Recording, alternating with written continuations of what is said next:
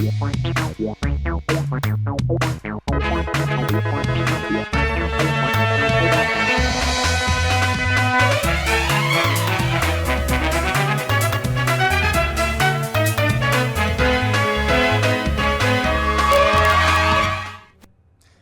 मेरा नाम है जयंती झा और आप देख रहे हैं राष्ट्रीय समाचार। पहले एक नजर हेडलाइंस पर। राम मंदिर वर्षगांठ पर पूरनपुर में बाइक रैली, हजारों सनातनी जय श्री राम के लगाए नारे, संतों के अपमान पर कार्यवाही की मांग।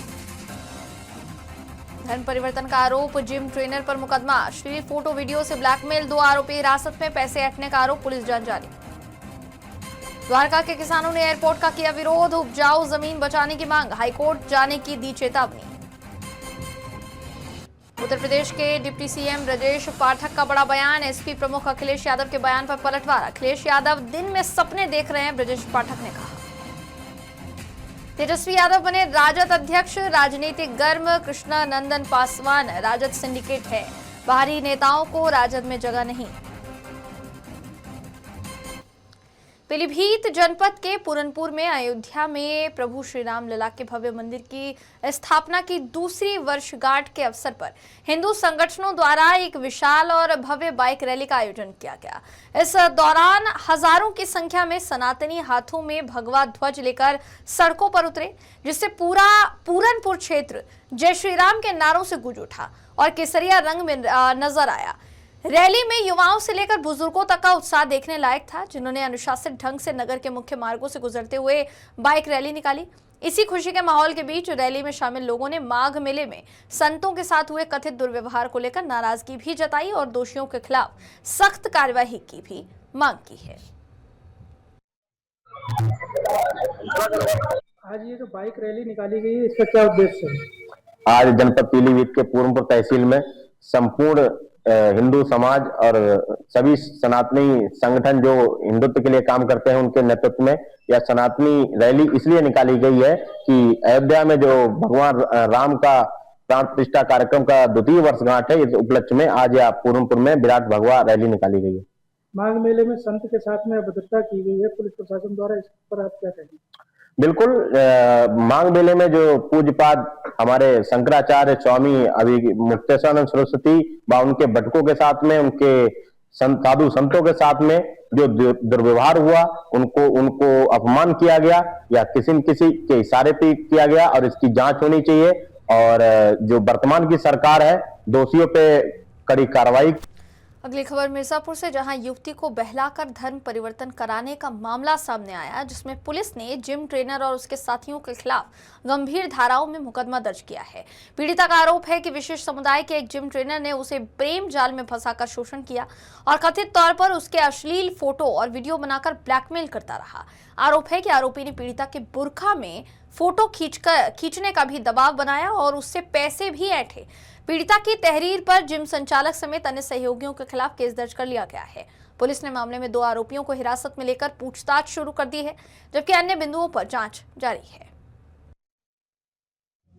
थाना कोतवाली देहात पर 2 अलग-अलग पीड़िताओं के द्वारा 2 अलग-अलग तहरीर दी गई थी, जिसमें कि गंभीर आरोप के साथ साथ यह भी अंकित था कि ये लड़के इन पीड़िताओं के साथ पहले दोस्ती करके एवं उनको बरगलाकर इनका धर्म परिवर्तन कराने का कार्य कर रहे हैं। प्रकरण की गंभीरता एवं संवेदनशीलता को देखते हुए तत्काल अभियोग पंजीकृत करते हुए क्षेत्राधिकारी सदर के नेतृत्व में एसओजी थाना कोतवाली कटरा नगर देहात सहित 4 टीमों का गठन कर पूरी घटना का अनावरण करने हेतु निर्देशित किया गया।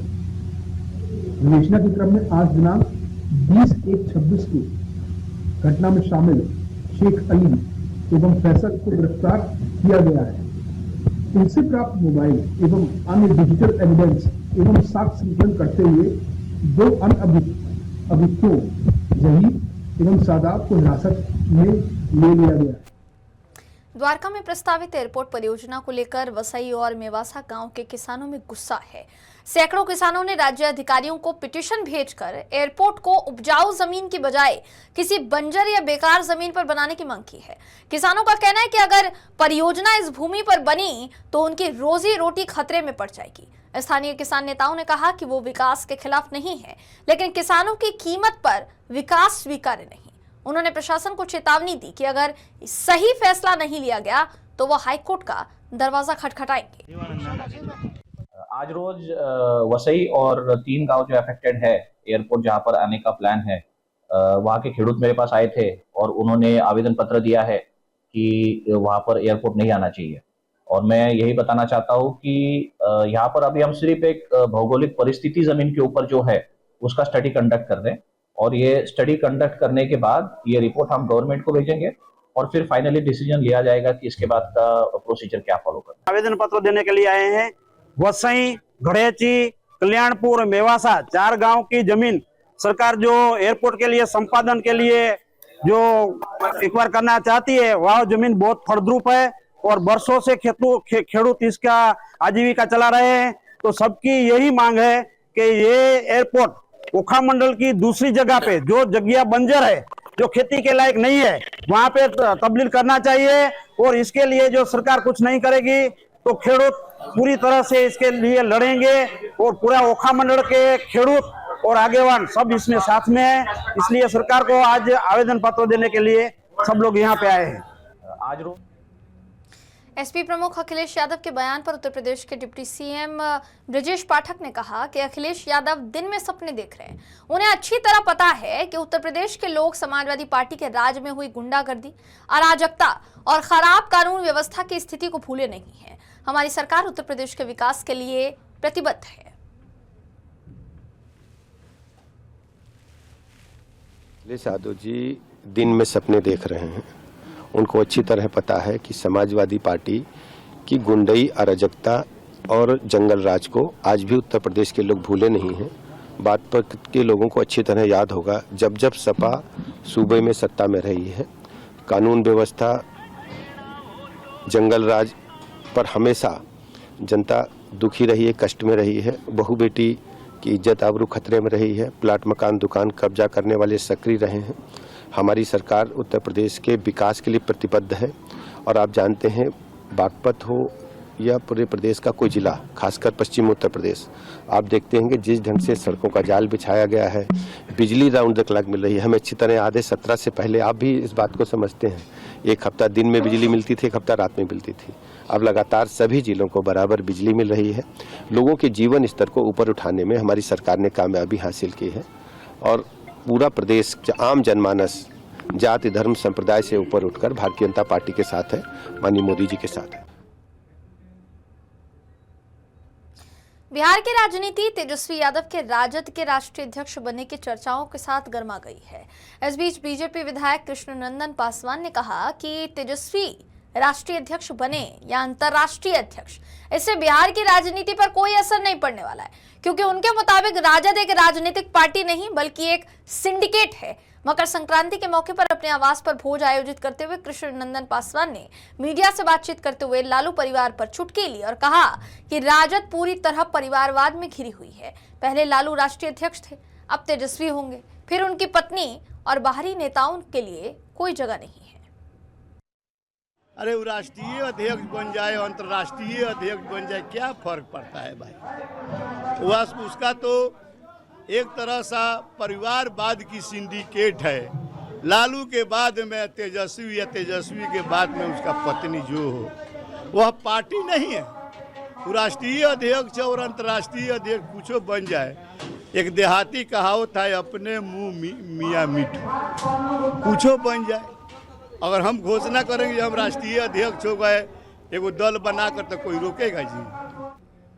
और एक बड़ी खबर सामने आ रही है दिल्ली से, जहां एक बड़ी बैठक जो हो रही थी सुबह से, वो अब खत्म हो गई है। नितिन नबीन खुद ये बैठक कर रहे थे। बीजेपी की केंद्रीय पदाधिकारी बैठक जो है वो अब खत्म हो गई है। 8 घंटे तक लगातार मंथन चला है। आगामी चुनावों को लेकर रोड मैप जो है वो बनाया गया है ये बड़ी खबर आपको बता दे रहे, संगठनात्मक मजबूती पर फोकस रहा इस बैठक में, राष्ट्रीय मुद्दों पर सहमति जो है वो बनाई गई है। ये बड़ी खबर आपको बता दे रहे हैं। बीजेपी की केंद्रीय पदाधिकारी बैठक खत्म हो चुकी है और 8 घंटे तक लगातार ये मंथन चला है। नितिन नवीन के राष्ट्रीय अध्यक्ष बनने के बाद ये बैठक बुलाई गई थी और इस बैठक में बंगाल चुनाव से लेकर तमिलनाडु और दक्षिण के कई राज्यों में चुनावों पर मंथन हुआ और फिलहाल राष्ट्रीय मुद्दों पर अहम सहमति बनी है। ये बड़ा मामला जो है वो सामने आया है।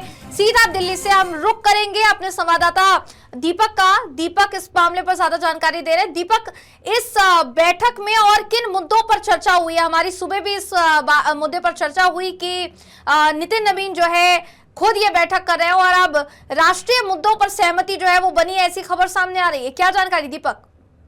बिल्कुल, देखिए, बीजेपी के केंद्रीय पदाधिकारी की जो बैठक है वो खत्म हो चुकी है। सुबह तकरीबन 10:30 बजे जो है ये बैठक शुरू हो गई थी। बैठक के अंदर नए राष्ट्रीय अध्यक्ष नितिन नवीन ने ये बैठक ली है। बैठक में तमाम पदाधिकारी जो है वो मौजूद रहे और तमाम जो प्रदेशाध्यक्छ हैं वो भी इस बैठक के अंदर मौजूद रहे। तकरीबन 8 घंटे से ज्यादा जो है ये बैठक चली और बैठक खत्म होने के बाद जो है खुद महासचिव अरुण सिंह ने इस पूरे बैठक की जानकारी दी। कई अहम मुद्दों पर जो है चर्चा हुई इस बैठक के अंदर, जिसमें राष्ट्रीय पदाधिकारी की बैठक में नवनिर्वाचित राष्ट्रीय अध्यक्ष नितिन नवीन का सबसे पहले स्वागत किया गया और अध्यक्ष ने आगामी विधानसभा चुनाव को लेकर भी एक रिपोर्ट ली है और तमाम जो पदाधिकारी हैं, जो प्रदेशाध्यक्ष हैं, उन्होंने इस बैठक के अंदर एक रिपोर्ट पेश करी और उसका जायजा लिया गया। इसके आधार पर जो है पश्चिम बंगाल में सरकार बन रही है, इस तरह की जो बात है इस बैठक में चर्चा हुई है, क्योंकि जो रिपोर्ट पेश की गई थी उसमें साफ तौर पर पश्चिम बंगाल में सरकार भारतीय जनता पार्टी कैसे बना रही है उस पर एक रिपोर्ट पेश की गई और भारतीय जनता पार्टी ये मान रही है कि पश्चिम बंगाल में वो अगर अपनी रणनीति के अनुसार अगर वो चले तो कहीं ना कहीं वो सरकार बनाती हुई दिख रही है। असम में भी जो सरकार है वो रिपीट होगी, इस तरह की जो बातें हैं अरुण सिंह ने अपने वक्तव्य में रखा है। केरल में भी बेहतर प्रदर्शन भारतीय जनता पार्टी का रहने वाला है। पुडुचेरी की भी बात उन्होंने करी। दक्षिण के तमाम जो राज्य हैं उस पे भारतीय जनता पार्टी की बढ़त बन रही है। ये बात जो है अरुण सिंह ने अपने प्रेस के वक्तव्य में उन्होंने कहा है। और वहीं दूसरा पीएम नरेंद्र मोदी के नेतृत्व में जो मोदी जी और देवेंद्र फडणवीस के नेतृत्व में जो जीत मिली है उसकी भी एक रिपोर्ट जो है वो पेश की गई है इस बैठक के अंदर। और बूथ स्तर, मंडल स्तर को मजबूती कैसे मिले, कैसे काम किया जाए, इसको लेकर एक रणनीति बनाई गई है। दूसरा, बीबीजी राम की बिल को लेकर लगातार चर्चा हुई है कि आखिरकार इस पर भारतीय जनता पार्टी जो है आगे किस तरीके से कदम बढ़ाएगी और कैसे जो है इस बिल को जो सामाजिक स्तर पर जो है लोगों के सामने पेश करेगी, उस पर काफी अहम चर्चा की गई है। दूसरी तरफ जो है बीजेपी की राजनीतिक कार्यक्रम जो है मन की बात पर भी चर्चा हुई है आखिरकार कि इस कार्यक्रम को और कैसे मजबूती प्रदान की जाए, इस बैठक के अंदर चर्चा की गई है जयंती। और दूसरी तरफ जो है आगामी जो चुनाव है और आगामी जो दौरा है उस पर भी इस बैठक के अंदर पूर्ण तरह से जो चर्चा की गई है। तो काफी महत्वपूर्ण विषय रहे हैं इस बैठक के अंदर और आज 8 घंटे से ज्यादा का ये बैठक चला है, जिसमें भारतीय जनता पार्टी ने तमाम बिल्कुल निचले स्तर तक जो है हर एक मुद्दों पर जो चर्चा की है और आगामी चुनाव को लेकर उसको कैसे रणनीति ढंग से जो है उसको तब्दील किया जाए, इस पर भी बातचीत की गई है। जी बहुत बहुत धन्यवाद दीपक ज्यादा जानकारी के लिए। तो जाहिर है नितिन नवीन के राष्ट्रीय अध्यक्ष बनने के बाद ये बड़ी बैठक जो है वो बुलाई गई थी और सुबह से ही लगातार भारतीय जनता पार्टी का जो कार्यालय है उस पर ये बड़ी बैठक चल रही थी और अब खबर ये सामने आ रही है कि आखिरकार ये बैठक खत्म हुई है और इसमें तमाम जो मुद्दे हैं जो अभी हमारे संवाददाता दीपक कुशवाहा ने बताया उन तमाम मुद्दों पर चर्चा हुई है। देखने वाली बात यही होगी कि चाहे वो बंगाल हो या अन्य राज्य हो, उसको लेकर जो रणनीतियां बनाई गई हैं वो बीजेपी किस तरीके से किस कदर धरातल पर उतारती है। अगली खबर की तरफ रुख करते हैं। खबर पटना से। बिहार में बढ़ते अपराध और नीट छात्रा के मौत मामले को लेकर आज आरजेडी की महिला सेल के प्रदेश अध्यक्ष अनीता देवी के नेतृत्व में आरजेडी कार्यालय से लेकर इनकम टैक्स गोलंबर तक पैदल मार्च किया गया। लोगों ने खूब नारेबाजी की, साथ ही साथ बिहार पुलिस प्रशासन पर सवाल भी खड़े किए गए। ये भी कहा गया कि सपना सजाने के लिए लोग पटना पढ़ने के लिए आते हैं, लेकिन बेटियां सुरक्षित नहीं है। हॉस्टल में, घर में घुसकर हत्या और बलात्कार किया जाता है। ऐसे सुशासन के गुणगान गाने वाले नेता नीतीश कुमार और सम्राट चौधरी को इस्तीफा दे देना चाहिए, ये भी मांग इस विरोध प्रदर्शन के जरिए की गई है। कि शासन प्रशासन जो है वो अपराधियों को बचाने के लिए एकजुट हो गई है। बड़े रसूखबाज लोग हैं जो बड़े बड़े हॉस्टल को खोल ले रहे हैं। बच्चियां जो सपने लेकर के आ रही हैं पटना में पढ़ने के लिए, उनकी हॉस्टल में ही उनकी बलात्कार और हत्या हो जा रही है। तो मुझे लगता है इससे ज्यादा दुख का कोई बात नहीं हो सकता है। संरक्षित लोग हैं, उसे किस तरीके से बचाया जा रहा है सबके सामने है। बिहार में सरकार नाम की कोई चीज नहीं है।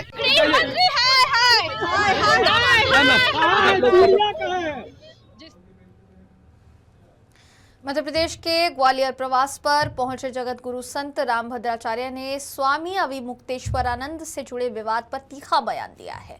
उन्होंने अविमुक्तेश्वरानंद द्वारा लगाए गए अन्याय के आरोपों को खारिज करते हुए कहा कि उनके साथ अन्याय नहीं हुआ, बल्कि उन्होंने खुद नियमों का उल्लंघन किया है। रामभद्राचार्य ने कहा कि वो स्वयं जगत गुरु हैं, जबकि अविमुक्तेश्वरानंद अभी उस पद पर भी नहीं पहुंचे हैं।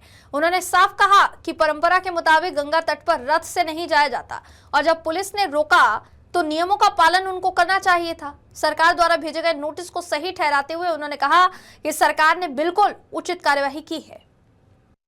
नहीं, अन्याय उनके साथ नहीं हुआ, उन्होंने अन्याय किया है। नियम ये होता है कि हम लोग भी, मैं तो जगत गुरु हूँ, वो तो अभी जगत गुरु भी नहीं है। नियम यह है कि गंगा तक रथ से नहीं जाया जाता। जब पुलिस ने रोका था उनको कि आप मत जाइए, हम लोग स्वयं संगम में पैदल जाते हैं, तो अन्याय उन्होंने किया था। नहीं, मुख्य सवाल दूसरे शास्त्री जी कह रहे हैं कि 4 बच्चे होना अनिवार्य है, 2 घर के लिए, एक हिंदू राष्ट्र के लिए, एक आरएसएस के लिए। ठीक है, आगे चलिए। पूर्व मुख्यमंत्री दिग्विजय सिंह जी कह रहे हैं कि भारत के अंदर जो है हिंदू शब्द का उपयोग किया जाता है। हिंदू शब्द मैं स्पष्ट कहूँ, नहीं, मुझे बोलने दिया जाए। दिग्विजय सिंह को शास्त्र में कुछ भी नहीं आता। मैं जैमिनी संहिता का उदाहरण दे रहा हूँ। मधुक शरंत हिंदवा मेरु तंत्र का उदाहरण दे रहा हूँ। हिमालय समारभ्य जावदिंदु सरोवरम तत्रस्थाया प्रजा सर्वसा हिंदवा इत परिचक्षते। उनको शास्त्र का कुछ आता ही नहीं तो क्या कहूँ। अरवली जिले के मोडासा के फरीदी गांव की एक लग्जरी बस जोधपुर के पास भयानक एक्सीडेंट का शिकार हो गई। एकता ट्रैवल्स की ये बस और एक ट्रेलर के आमने सामने टकराने से हादसे में गुजरात के 4 और राजस्थान के 1 कुल 5 लोगों की मौके पर ही मौत हो गई, जबकि 16 अन्य लोग घायल बताए जा रहे हैं। ये दुर्घटना जोधपुर जैसलमेर नेशनल हाईवे 125 पर केरू गांव के मुलानाड नाका के पास हुई है। घायल यात्रियों में से करीब 14 को मोडासा के एक प्राइवेट हॉस्पिटल में इलाज के लिए लाया गया, जहां उनकी हालत फिलहाल स्थिर बताई जा रही है। गोविंदनगर थाना क्षेत्र के दादा नगर में उस वक्त हड़कंप मच गया जब एक प्लास्टिक फैक्ट्री में अचानक संदिग्ध परिस्थितियों में भीषण आग लग गई। फैक्ट्री में प्लास्टिक का सामान बनाने का काम होता था और आग की चपेट में आने से लाखों रुपए का सामान जलकर खाक हो गया। आग इतनी भीषण थी कि फैक्ट्री के बाहर खड़ी कई गाड़ियां भी उसकी चपेट में आ गई। सूचना मिलते ही मौके पर दमकल विभाग की दर्जनों गाड़ियां पहुंची और आग बुझाने का प्रयास किया जा रहा है। फिलहाल आग लगने के कारणों का पता नहीं चल पाया है और राहत और बचाव कार्य जारी है। सूरत की नंदुबा इंग्लिश एकेडमी में मोरल एजुकेशन के तहत सनातन संस्कृति को समर्पित एक विशेष और प्रेरणादायक कार्यक्रम आयोजित किया गया। 22 जनवरी को अयोध्या में श्री राम मंदिर स्थापना दिवस की स्मृति में आयोजित इस कार्यक्रम का उद्देश्य बच्चों को भारतीय संस्कृति, संस्कार और जीवन मूल्यों से जोड़ना रहा। विद्यालय परिसर में 108 कुंडीय हवन का भव्य आयोजन किया गया, जिसमें शिक्षक, अभिभावक और बड़ी संख्या में विद्यार्थी शामिल हुए। संस्कार सिंचन के माध्यम से बच्चों में श्री राम के गुणों, नैतिक शिक्षा के संस्कार डाले गए। इस अवसर पर 1000 से ज्यादा बच्चों ने मिलकर अयोध्या के श्री राम मंदिर की प्रतिकृति का मानव चयन बनाया, जो सनातन संस्कृति के प्रति उनकी आस्था को दर्शाता हुआ नजर आया है। वक्ताओं ने बच्चों में बढ़ती आत्महत्या की घटनाओं पर चिंता व्यक्त करते हुए बताया कि संस्कार और धर्म की शिक्षा उन्हें मानसिक रूप से मजबूत बनाकर गलत कदम उठाने से रोकती है। नंदुबा इंग्लिश एकेडमी का ये प्रयास बच्चों को अपने धर्म, संस्कार, ईश्वर के साथ जोड़ने की दिशा में सराहनीय पहल माना जा रहा है। आज हमारे स्कूल में जैसे हम जानते हैं कि 22 जनवरी भगवान श्री राम के मंदिर स्थापना दिवस के रूप में मनाया जाता है और चाहते हैं कि बच्चों को इसके बारे में पता पड़े, जानकारी मिले और भगवान श्री राम जो कि मर्यादा पुरुषोत्तम है और उनके जैसा बेटा किसको नहीं चाहिए, तो उनके जो गुण हैं और संस्कार सिंचन का काम हम स्कूल में कर रहे हैं। बच्चों को उनके बारे में जानकारी दे रहे हैं और भगवान श्री राम को हम याद कर रहे हैं। यहाँ पे 108 कुंड रखे गए हैं, जिसमें 1008 बच्चों ने एक साथ आहुति देने वाले हैं और 1000 बच्चों ने एक मानव चिन्ह बनाई, जिसमें श्री राम भगवान मंदिर जो है उसका रूप आकृति यहाँ पे उन्होंने बनाई है। तो इस तरह से सनातन धर्म के बारे में और संस्कार सिंचन के बारे में लोग यहाँ पे बच्चों को जानकारी दे रहे हैं। आज हमारे स्कूल में गुजरात के अहमदाबाद में वटवा पुलिस थाना क्षेत्र के पास स्थित एक झील के आसपास अतिक्रमण के खिलाफ बुलडोजर कार्यवाही की गई। अहमदाबाद नगर निगम के द्वारा चलाए जा रहे इस अभियान में झील के किनारे बने लगभग 450 अवैध निर्माणों, जिनमें आवासीय भवन, व्यावसायिक दुकानें शामिल हैं, इनको ध्वस्त किया जा रहा है। इस कदम का उद्देश्य झील के पर्यावरणीय संतुलन और सार्वजनिक उपयोग को सुनिश्चित करना बताया गया है। गुजरात के अहमदाबाद में अवैध निर्माणों पर बुलडोजर कार्रवाई की गई है। बता दें कि अहमदाबाद के वटवा पुलिस थाना क्षेत्र के पास एक झील है। इसके आसपास बने अतिक्रमण, जिनमें आवासीय भवन और कुछ व्यावसायिक दुकानें शामिल हैं, उन्हें ध्वस्त किया जा रहा है। ये पूरा अभियान एएमसी द्वारा चलाया जा रहा है। लगभग 450 अवैध निर्माणों को हटाया जा रहा है। इसको लेकर अहमदाबाद के जोन 6 के डीसीपी ने अधिक जानकारी देते हुए क्या कहा, सुनिए। अहमदाबाद शहर के वटवा पुलिस स्टेशन विस्तार में वानर वट करके एक वाटर बॉडी है, लेक है। उसके आसपास जो एंक्रोचमेंट था, जो जिसमें रेसिडेंशियल स्ट्रक्चर और कुछ कॉमर्शियल शॉप्स भी थी, वो सारा एंक्रोचमेंट आज तोड़ दिया जा रहा है, जिसमें एएमसी के द्वारा पूरा आयोजन किया गया है, जिसमें पुलिस बंदोबस्त अहमदाबाद शहर पुलिस के द्वारा दिया गया है। इसमें देखा जाए तो करीबन 450 जितने ऐसे इलीगल स्ट्रक्चर्स है, उनके ऊपर कार्रवाई हो रही है। और पुलिस फोर्स में देखा जाए तो एक डीसीपी, एसीपी, इसके अलावा 11 पीआई और 21 पीएसआई हैं और 350 से ज़्यादा पुलिस फोर्स है। इसके अलावा हमने ड्रोन सर्वेलेंस भी रखा है, ताकि हम एरियल व्यू ले पाएँ। लॉ एंड ऑर्डर की कंडीशन अभी कम्प्लीटली अंडर कंट्रोल है और अभी एनक्रोचमेंट को डिमोलिशन का काम चालू है। तो कितने दिन डिमोलिशन चलने वाला है? कोई जगह पे विरोध या कुछ हुआ है? अभी तक कोई विरोध या ऐसी कोई बात सामने नहीं आई है, क्योंकि जितने भी लोग हैं उन सभी लोगों के साथ पुलिस का 1-to-1 कांटेक्ट हुआ है और ये एक दिन की घटना नहीं, पिछले लगभग 1 महीने से हम उनके साथ बातचीत कर रहे हैं। रोड और 18 मीटर के जो 2 रोड है वो सब एनक्रोचमेंट से सब गिरे थे। करीब 450 मकान थे, उसमें कुछ कॉमर्शियल भी मकान है, उसमें 20 से 30 जो कॉमर्शियल है वो भी हम निकाल रहे हैं। तो पूरा करीब 450 मकान आज के दिन पे, आज शाम तक पूरा क्लियर कर देंगे, ऐसा आयोजन रखा हुआ है। ये बहुत पुराने 2018 से चल रहा था, 2020 में भी ये इश्यू आया था, अभी 2-3 महीने से काफ़ी चल रहा था, सबको भी पता भी चल गया था। सबसे अच्छी बात यह है कि सबको पता चला था कि कॉरपोरेशन अभी ये काम करने वाली है, तो स्वैच्छिक उन्होंने हमको साथ सहकार देके अपने खुद से अपने मकान भी काफ़ी लोगों ने गिराए हुए हैं। वैकल्पिक में जो लोग 2010 के पहले जो रहते हैं, उनके रेसिडेंट के अगर पुरावा है उसके पास, तो वो पुरावा भी हम लेंगे और नीति नियम के हिसाब से पूरा उसको मकान भी मिलेगा। ये आयोजन किया हुआ है। खबरों में बस इतना ही। खबरों का सिलसिला यूं ही जारी रहेगा। देश और दुनिया की तमाम खबरों के लिए देखते रहिए राष्ट्रीय समाचार।